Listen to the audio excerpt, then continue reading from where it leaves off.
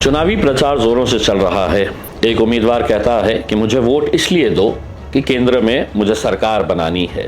नरेंद्र मोदी साहेबाला तिसऱ्यांदा पंतप्रधान करण्यासाठी निश्चित ही जागा सगळ्याच्या आशीर्वादाने निवडून आणल्याशिवाय आम्ही राहणार नाही असा आजच्या प्रसंगी दाखला।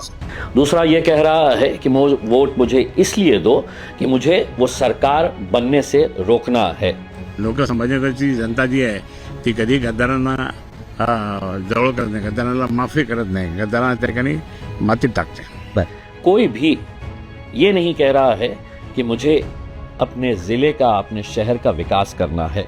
और मैं इम्तियाज़ जलील आप लोगों के बीच में आया हूँ तो सिर्फ ये कहने के लिए कि मेरा शहर, मेरा ज़िले को कैसा विकसित किया जाए, कैसा विकास किया जाए, मैं इसके लिए खड़ा हुआ हूँ। और इम्तियाज जलील साहेब सारखा माणूस आपल्या जिल्ह्याला कधीच भेटणार नाही, कधीच नाही। कधी हे माणूस पडला ना, ही जनता आहे ना, तो बादमध्ये रळणार, विकास नाही होणार। तेच खान पाहिजे का बाण पाहिजे का जातीवाद, मैं बहुत सारे उदाहरण आपको दे सकता हूँ।